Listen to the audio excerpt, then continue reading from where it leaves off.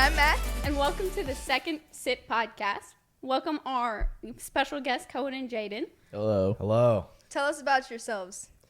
I'm Cohen, and I have been a coach for Student Impact Basketball for the last 4 years. I'm Jaden, and I've only been at Student Impact for, a year and a half now, but I'm on staff, and I'm a student advocate. Well, welcome, guys. That's them. Okay, so let's do some merch because we've got merch and you should buy it. We got a big yellow smiley face t-shirt because walking into Student Impact feels like a big yellow smiley face. So there's that one. And we have some black Student Impact sweatpants because I always make basketball comfortable before the game. Duh. And best, of course, the Student Impact crew neck right here hanging up for everyone to see. That's our merch. And we're going to get into our question of the day because, as you guys saw last episode, that's what we do here. Oh, no, I lost. Okay. Anyways, so, is a spider a house pet? No, but I will say this. My mom did have 2 tarantulas when she was a kid. Okay. So maybe if you asked her, yes, but Oh, No, thank boy. Not to me. How did she end up with No, that? thank you. my grandpa is very spontaneous. I will say that. Like, the rules don't apply to him of like social norms. So he just kind of gets they had tarantulas, rats, Oh, they had everything. Where So did those they- are the where things did you they shouldn't live? have in your Carmel, house. Indiana. So they're just different. They're different. Did she they were a have different them? family. Did she have the spiders when you were growing up?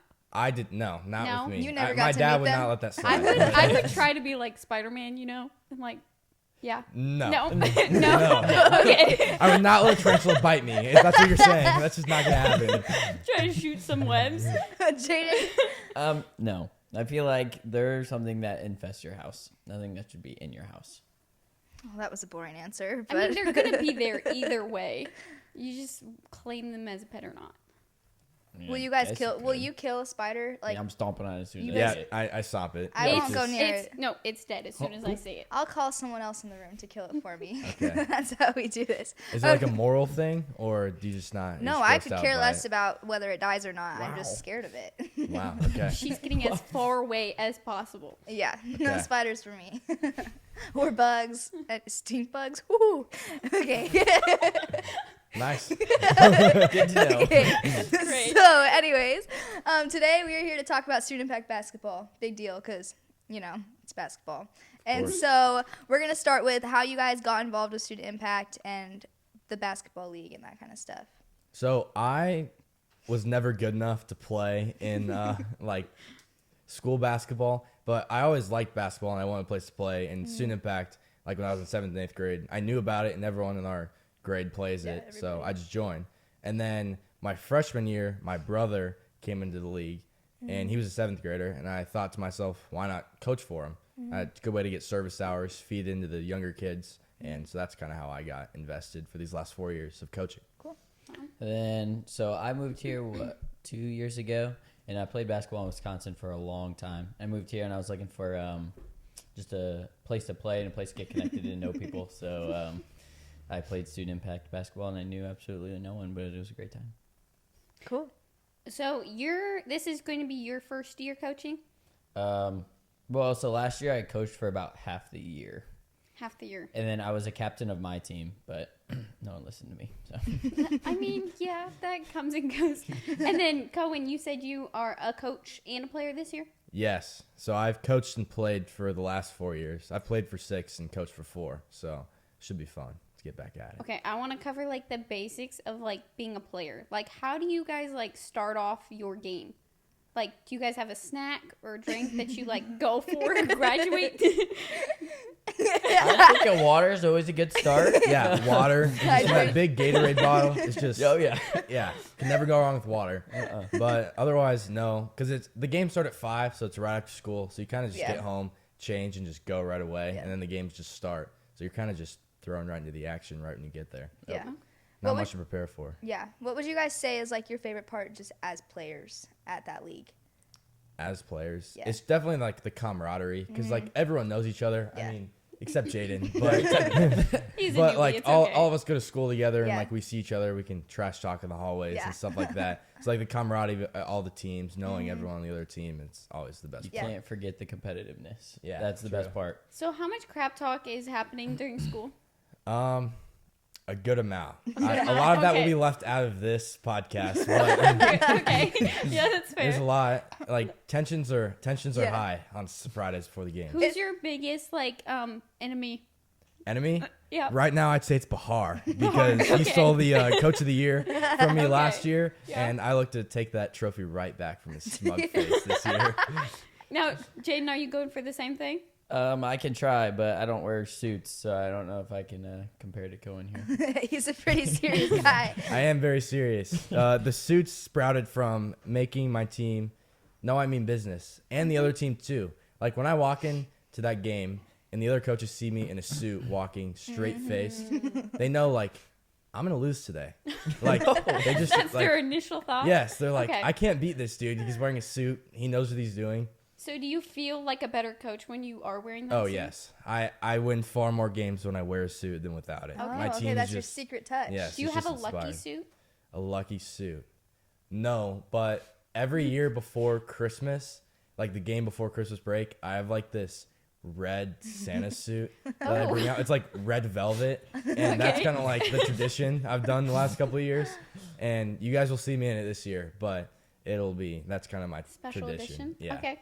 And Jaden, do you have anything that you want to do like as a coach that you're going to start as like a tradition? No, we're just here to win and Just win show and up. Dominate. Show Okay. up and dominate. Yeah. Yeah, Dominate. it's understandable. You were talking about how like there's a little bit of trash talk in the hallways, like because I know I go to the high school, and so I remember when they posted like the registration, everyone was like, "Wait, did you sign up for basketball yet?" And like that kind of thing. What would you say is the difference between student impact basketball and then like WHS basketball? Well, WHS basketball is so exclusive, and this is so inclusive. Like, there's Anyone. 140 people in this Yeah. league. Like, anyone could do it, and there's 10 kids on the basketball team. Yeah. So, like, you don't have to be top of the line, amazing. You could just be fun to be around, and you can make a team great by Yeah. just being there and having fun. For you sure. don't have to be good to play. Yeah. Do you think the vibes of like the games are different? Because like Oh, yeah, so many more 100%. people go to student impact than they do the actual. Oh, high school yeah, game. it's so, like, because there's not as much pressure, Yeah. like, of, am I going to start next game? Am I going to get cut yeah. from the team? It's, like, just kind of out there to have fun and Yeah. compete with your friends. I think that's the best part about student impact basketball is anyone is welcome, and then when they do show up, it's always a great time. Yeah. For sure. Yeah. I mean, do you guys so as players and coaches, is there like a hard balance to find in between those? Not really, because it's No. more like the kids I'm coaching are going through the same thing I did when I'm playing. So it's kind of like more of the same. Like I understand where they're coming from, and that's kind of where I think like us player coaches differ because we understand like how the league works and how it's like more fun and how to tailor to them and like how to coach that way instead of being like it's all serious. Yeah. Like, Right, you know the stick tactics and what worked for you, so then you just pass that on to the younger. Yeah. That does mean we can still yell though. Oh Even yeah, though we know can that yell. We can yell. we can So yell. what's the biggest thing that you're trying to teach these kids as you coach them? I'm trying to give them I'm trying to be a role model for them and give them like a foundation and be like, this is how you act around people younger than you, and you don't have to be like above them. You can be their peer along with them. Because when I was a freshman coaching, it was just me, and like I was a freshman coaching 8th graders, kids that some are only 6 months younger than me. So like I don't have to put myself above them. I could just be their peer, and I can if I could teach them that if they're above someone doesn't mean they have to act like they're above them. They Yeah. can still treat them as their peer. Are you still connected to like the kids you've coached? Because you've Oh coached yeah, for 4 years. every time I coach, it's just a new 8 friends I Yeah. get. Like it just keeps adding on and adding So you on. still like talk to them? Oh like, yeah, Just, every day, Really? daily. Yeah, they're all some of my closest friends that I made so from. who's your basketball. assistant coach this year? Or like your co-coach? So I it's guess? Calvin Vance Calvin is Vance. my co-coach. Oh, Yeah, okay. he's just been my friend. I've played with him a couple of years, Yeah. and he lives in my neighborhood. It's a great time with Yeah. him. Yeah. Cool. What would you say like the difference in approach from like at student impact basketball is when you go in as a player versus when you go in as a coach? Like when you get to that game, what's a difference like you see right away? Definitely as a coach, you have to be a role model. Like as a player, you can act out a little bit more Yeah. and like say things that you shouldn't. But like when you're a coach, the parents are looking to you, and like if you say something wrong, you're gonna get an email Yeah. right after the game from the parents. But so just being a role model is mostly the difference. Like you could be a role model on your team, but it's a little different than being a role model on your team, Yeah. but then like for your team. It's like two different things. Yeah. There's definitely a pressure level also that when you throw onto the player aspect, especially when you're playing in the tournament. Yeah. It's like I got to show up and show out. And As a coach, you're just helping the kids. so when you're a coach, do you like have more of an urge to like show that when you're a player, like show how well you can play because of those kids that could be watching you? Yeah, is that like pressure, like knowing like I coach these kids and now if they see me play and I suck, that's really embarrassing. Honestly, everyone would think that, but since they're they're my friends, Yeah. so it doesn't really matter as much to me. Yeah. Like it's just my friends, Yeah. like that I coach, and if they're watching me, it's like it's on the back of my mind, of course. Like I always want to play well, but it's not like the end of the world if I miss a shot or something around them. Yeah. Right. Have you guys had a favorite moment as coaches, like that like sticks out to you? You've Favorite got a moment. lot to think back on. 4 years. So when I was a freshman, we actually won the championship in eighth grade. Like my 8th grade team won the championship. And that championship game, we won by like 2 points. It was like 70 to 68, Okay. just a shootout. And that was a great experience because like neither team could miss the entire time, and Really? we just happened to come out on top. Yeah. I think mine was last year when I was showing one of our players how to play defense correctly, and then they made a big stop in a big game towards the end. Do you guys have a favorite moment as like a player? So the opposite end of that. So my favorite moment as a player is it was the first round of the tournament my sophomore year. Okay. And as halftime was coming to a close, there's 6 seconds left, and I just chuck a half quarter with 6 seconds left, and I drain it. So that was. And it also feeds into like the chillness of the league. Like Yeah. you're allowed to do that, and like on the high school team, you can't You do can't that. do Like, that. No you'd be bueno. benched No. very quick. But like in student impact, it's like that was a stupid shot, but whatever. But I made it. Yeah. So For me, last year, I definitely did not make a half quarter last year. I wish I did. But I just had a buzzer beater shot. It wasn't half court, but it was just buzzer beater to win the game. Cohen just has to one-up me every time. Yeah. We probably should start with you now Yeah, and then you go to can. Cohen. So going back to some coaching stuff, like when you go into each game and you're like, okay, I'm coaching all these kids, what is one thing by the end of the season you want to have like taught them? Or like that you think is really important? Because obviously like winning the games is important, but as a coach you have a little more responsibility in that. What's something you focus on? I think it's to not create enemies with the other team. Like, okay. you know, everyone like shakes hands after the games, like to really emphasize that and be like, these are your friends. Like, you don't want to sever ties over a student impact basketball game. Yeah. Like, at the end of the day, it's competitive, but you still want to keep your friends your friends. And then you see them every day yeah. at school. Exactly. That So, would like, be just rough. keeping it like down to earth enough to where it's just a game, and like they Yeah. just want to have fun, and for win or lose, you still have a great time student impact. That's solid. I think that's the best part is like just the fun aspect. So like making sure everyone plays and everyone's getting their time to shine. Yeah. is a good thing. So, what made you, since we've been talking about how like you played for 4 years, and then this is going to be technically your second year yeah. coming in, or I guess you played for 6, right? Like 1.5. So, but what makes you close. come back every single year, and like, or for you, what made you come back this year? It's more just like the environment, like of like it's competitive, but it's also fun at the same time. Yeah. There's like the perfect balance of that in student impact, and there's no other way I'd want to spend my Friday nights than like be in that environment. Yeah. So like that feeling is what keeps me coming back. Is there a way you can like this might sound weird, but like, is there a way you can explain that feeling? Like, what's that environment feel like? I mean, I'm sure it's different from being a coach and a player, but like, what are the different feelings of being that coach and then also showing up and being in that player? space? How do I phrase this? It's really hard to like phrase emotions into words, but it's like the joy I get from like seeing these kids have a fun time, and like me being the facilitator of that, like that's a great experience to have, and like watch these kids grow as basketball players, but also as people. And then as a player, like just the friends I have and like the memories that we make, that really like adds to the emotion. Like you look back 4 years, 6 years from now, and I can still recall like all the different plays and different like weird things that happen during games. Like I remember my friend Lucas in just a random game, he was at the free throw line and shot it, and it hit the shot clock. Like, shot it way over the backboard. It's just funny things like that you remember. And, like, you remember 30, 40 years from now. And, like, that is, like, knowing that is what adds to, like, the joy. Yeah, that makes sense. What would you say? Because you played in Wisconsin. Yes. So what's the difference from playing there to playing at Student Impact? So when I played in Wisconsin, we were always going to a very competitive environment. So when you go in, eyes were on you. You were almost professional the whole time. Like, you had to show up, you had to play good, and then you were trying to win. Student Impact, you show up, friends are there, you're making memories, and you're just having a good time. Cool. And so with you coaching multiple years and then you coming back as a second year, is it cool to watch these kids, like, grow up?